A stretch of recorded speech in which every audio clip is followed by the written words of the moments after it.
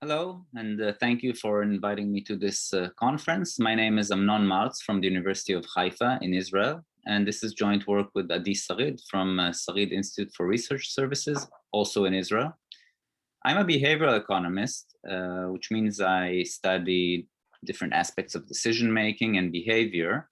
And part of my work has to do with how we can change people's behavior in a manner that is, say, more desirable or may increase welfare. This project falls into this type of work where the behavior that we're interested in influencing is vaccination uptake rates of the seasonal influenza. So let me start with a little bit of background. Influenza, although not spoken about so frequently these days with COVID-19, it is a serious health threat. There are 3 to 5 million severe illnesses each year. This is from the World Health Organization from 2018. Hundreds of thousands of deaths each year. Deaths in the USA, there are USA alone, over 200,000 hospitalizations and over 8,000 deaths each year. And not only mortality and morbidity is a concern, but also lost days of work, impaired performance, especially for students, and general pressure on the healthcare systems. Now, the vaccine exists for many years, and it is effective, not as effective as the earlier stats for the COVID-19 vaccination, but still around 50–60% effectiveness in the good years, say when it matches the influenza types that are circulating. But many refuse to get vaccinated. Even healthcare workers' compliance rates are actually low. And there are many reasons why people don't vaccinate. I don't want to get into this. Many reviews have been written about this. There are many psychological factors, including how I perceive risk, what are the norms in the society surrounding me, but also issues related within the family, knowledge regarding health insurance coverage, and other factors. And the fact that there are low compliance rates generated many studies that try to intervene and increase these rates. There are the more standard approaches that work through education, information, and even financial incentives. And there are the behavioral approaches, which is where we fit in. Among these behavioral approaches, one can find reminders that you get maybe to your mobile or by email. Framing, how do we frame the invitation message? Active choice, which means you come to the doctor and then he tells you the vaccination is, you can get it next door, do you want to accept it or not? And then you have to make a choice. You cannot just remain passive and not think about it, which sometimes happens, perhaps to many individuals. And there are other approaches. I don't want to get into all of them. In this project, first I wanted to say that there is also a high impact to cost ratio of the behavioral interventions. So they perform quite well compared to the standard ones. In this paper, we suggest another behavioral approach, one that has not been suggested before.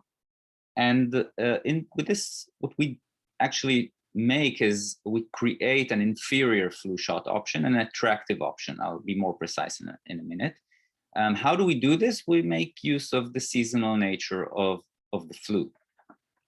So the basic idea is to introduce an early shot, and this is the flu shot that we will consider attractive and try to convey to the participants that it is attractive, and the late shot that is inferior.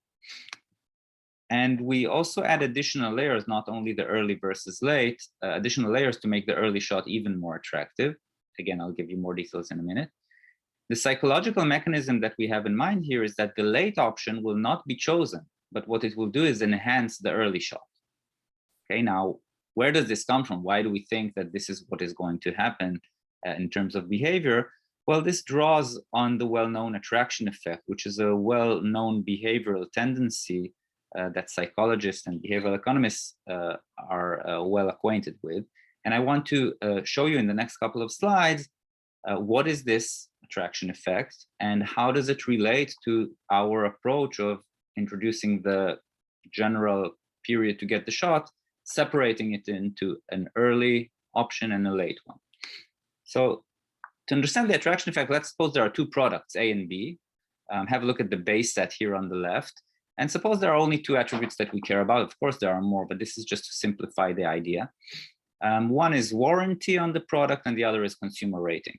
As you can see, A does better on warranty, B does better on consumer rating. So the two options create, they have trade-offs. There's a trade-off here. You might prefer warranty, or the consumer rating is more important for you. And therefore you might be in some kind of conflict, not sure what you want to choose. Now let's look at what happens in the extended set on the right. What happens here is that there is another option, B prime, which is clearly worse than B. It has the same warranty, but it's worse on consumer rating. So I clearly see that B is more attractive than B prime. It dominates it, if you will. But B prime and A, well, they still have they share the trade-offs that B and A do. So there's no easy comparison between A and any of the other products. Now, the attraction effect refers to the pattern that B is chosen more frequently when B prime is present compared to when it is not. So if you give 100 people the option to choose between A and B, maybe you'll find 50%. If you give them a different group of 100 similar individuals the option to choose between A, B, and B prime, more than say 60% or maybe 65% will choose B. So it's not that 100% will move to choose B, but more, significantly more, may choose to B because it suddenly has an easy comparison to B prime and is preferred by many. Now, how does this have to do with what does this have to do with our intervention? We suggest something that is similar in spirit to the attraction effect. So let's break it down now to the base set and the extended set. Basically, we think of two attributes when we think of getting vaccination. One is, what is the probability that you'll stay healthy? Of course, if you vaccinate, it's higher than if you don't. And the other axis, the other attribute that we may care about here is convenience. It's more convenient not to get vaccinated. It takes you some time and effort to go to the clinic and get the vaccination. So this is the trade-off that we have in mind when we think of the option to vaccinate. And what we suggest is to take this vaccination option, which is normally just given, you can get the shot between October 1st and March 31st, and break it into an early option, say till December 31st, and a late one. Now, the early option, you have a higher probability to stay healthy if you get the shot early, because you have less chances to contract the disease. But if you vaccinate late, there is a higher chance that you'll get it before you get the chance to vaccinate. Still, compared to not to vaccinate, the convenience is lower. You still have to get the shot. So the late vaccination is the inferior option. The early vaccination is the attractive option. And therefore, we think, in line with the attraction effect, that introducing things in this way will lead to more early vaccinations compared to total vaccinations, not only compared to late ones. Okay. So this is the idea we have in mind. And let me move on to the experiment that we actually ran. So we had an online experiment, an online questionnaire, which measured intentions. So we did not yet have the chance to measure actual vaccination rates, but intentions matter in this in the world of vaccinations. There are actually works that show that if you intend to get the shot, you're more likely to get it, which is also, you would expect that. But it is a limitation of the project, but it is a limitation that we are well aware of, and we hope to actually move on to actual rates in the future. But for now, all I have to say is that given this limitation, it's still important to understand subjects' intentions. There is even work that shows how important it is and how it actually predicts actual behavior. We had an invitation message, an imaginary invitation message from the HMO. This is not in collaboration with any HMO in Israel. We had a control and 4 treatments that differ in the invitation message. And for each treatment, we asked the following questions. How will you act? Will you get the shot or not? Why? Which was an open-ended question. Subjects could answer whatever they wanted. How certain are you regarding your willingness to get the shot? And how many times did you receive the shot in the past 5 years? So 4 questions, sorry. There was another one, but it's not so important. The control condition, let me read it out for you, and then we'll see what the differences between the 4 treatments to the controls are. We'll highlight only this difference, but what is the base message that we send to participants? Imagine that on October 1st, you will receive the following message from your HMO. Dear Madam or Sir, as winter approaches, we would like to bring to your attention that you're eligible for the influenza vaccine starting today, October 1st, 2019, and until March 31st, 2020. The vaccine is given against influenza types that the WHO's experts assume will be active in the coming season and is recommended by the Ministry of Health. The vaccination is free. You can get the shot in your clinic or any other clinic within the HMO. Pleasant winter blessings, your HMO. Now, this is the standard invitation used in Israel today. This is important because we wanted to see whether we can generate higher intentions when we add something to this basic and currently used message. In the control condition, the main question is, how will you act? I will get the shot or I won't. These are the 2 options that the participants could mark. In the recommendation treatment, everything in black has been already introduced in the control condition. In addition, you can see in red, it says, the Ministry of Health recommends to get the shot early in the beginning of the season until December 31st in order to increase its effectiveness for you and for the rest of the population. And now the question becomes, how will you act? It's the same question, but the options that you can choose are, I will get the shot early before December 31st, I will get the shot late after December 31st, or I won't get the shot. The stock treatment, in addition to the content of the recommendation message, so now the recommendation becomes kind of our baseline and we add something to it. Note the chance that the vaccine will run out of stock is higher for those who get the shot late after December 31st than for those who get the shot early before December 31st. And again, we ask, how will you act? I'll get the shot early, get the shot late, or I won't. In the cost treatment, in addition to the content of the recommendation message, so still the option to get early or late and the recommendation to get early is there. And it says the vaccine is free for those who get the shot early until December 31st, but it costs 20 Israeli shekels for those who get the shot late after December 31st. Finally, in the benefit treatment, in addition to the content of the recommendation, those who get the shot early will receive a benefit of 20 Israeli shekels in copay for doctor visits within the HMO. Those who get the shot late will not receive this benefit, and those who do not get the shot will also not receive the benefit. So the benefit treatment is kind of a mirror case of the cost treatment. Instead of paying if you come late, you get a bonus if you come early. So here is the summary of our treatments. In terms of timing, the control just has tells you can get the shot by the end of the season, by March 31st. All the others separate into early and late. In terms of recommendations, the control recommends to get the shot, which is what is actually currently happening. You'll get the invitation. It says that it's recommended by the Ministry of Health. In all other treatments, it's not only recommended to get it, but also to get it early. In terms of penalties, the control doesn't have any penalty, neither does the recommendation. It just says better to get it early. The stock, you may pay the penalty if you come late because you might run out. In the cost treatment, you actually pay a fee if you're late, and in the benefit treatment, you don't have a penalty, you actually get a bonus if you come early. In terms of some experimental details, we pre-registered this, which means we planned in advance and committed to a plan of how many subjects, what are the treatments, what are we going to analyze, and so on. We had 3,271 registered panelists, which is a representative sample of the Israeli population, up to the age of 65. And it was slightly biased towards females because this was a large sample. It was difficult to get it 100% representative. It took 2 minutes to complete, and there was a compensation for those who participated of 1 shekel, which is roughly 30 cents, was roughly 30 cents. Results. So the bottom line, take-home messages that vaccination intentions increased by 2.6% to 9.4%.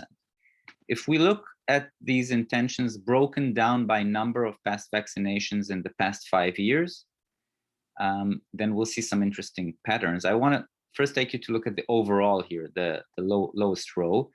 50% intend to get the vaccination in the control condition. This goes up, these intentions go up to 53% in the recommendation treatment, 57, 56, and 60 in the other treatments, which have not only the recommendation, but also an additional layer of attractiveness for the early shot. Notice these are intentions to vaccinate, not only to vaccinate early. So overall, intentions to vaccinate increase by this separation of the shot into an early one and a late one. In terms of the overall intentions, we can reject the null hypothesis that the intentions are independent of treatment. So these percentages show that the treatment does matter, the p-value you see here. And another interesting thing is if we do look at the breaking down, it seems that this split or separation works for those who almost never got a vaccination in the past 5 years, those with 0 to 1 past vaccinations. So if you look at those, for example, with 3 past vaccinations, there are almost no differences in percentages, very small ones. Similarly to those with 4 or 5 and even with 2. But those with 0 or 1, so that almost never got the shot in past years, they react quite strongly. You see high increases compared to the control and the different between the control and the different treatments. Now, this may seem surprising that those who almost always decline the shot are those who are affected, because we may think they have strong preferences against the shot. So we checked the correlation of the past vaccinations with the degree of certainty, which is another question that we asked in the questionnaire. Turns out that it's 0.39, which is not so low. It's kind of medium low, which may suggest that these individuals who do not vaccinate on a regular basis or almost never vaccinate, maybe they have non-stable preferences and they actually have a strong status quo bias, keeping things as they are, or omission bias, the tendency to leave things as is and not be active. So this is, we thought this was surprising. We were expecting to see the influence more or less for those with 2, 3 past vaccinations, but as you see, it turns out that those who almost never get it are those mostly affected. This is a logistic regression, just a part of the description because we had more controls. It shows that the stock cost and benefit are significant and positive in terms of their effect on vaccination intentions. The recommendation treatment is positive, but it is not significant. It is the weakest in terms of influence on intentions. And in terms of early versus late, almost all participants with positive intentions chose, they marked that they will get the early shot. You see 96.7%. And we were interested whether this early versus late actually influenced their decision. So we looked into their open-ended, the answer to why did you choose what you chose. And you can see that when we looked how many compared the early to late, so had it in mind that this is actually an attractive option compared to the other.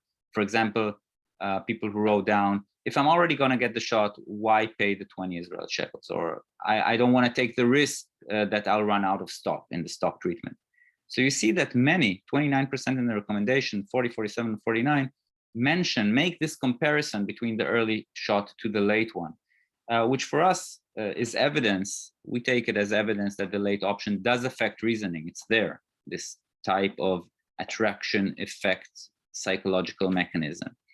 It seems to enhance the early shot, and it's even stronger. So the higher percentages are when this dominance relation between the attractive and inferior becomes starker. Of course, it's starker when in the monetary treatments, when you may pay a penalty or get a bonus. So a short discussion in terms of policy implications. This is a low-cost intervention with a potential to increase uptake rates. It nudges individuals to vaccinate early. It's effective for those with 0 to 1 vaccinations in recent years, in the past 5 years. So we can suggest a target population as well.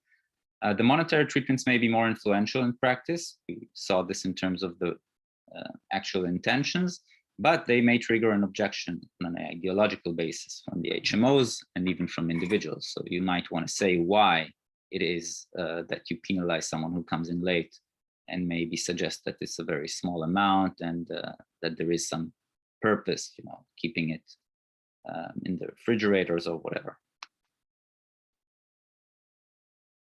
Future work, we plan a field study, which is part of a larger study with one of the HMOs in Israel. We are planning to include the control recommendation and stock treatment. We're not sure when this is going to actually happen, but it is a plan.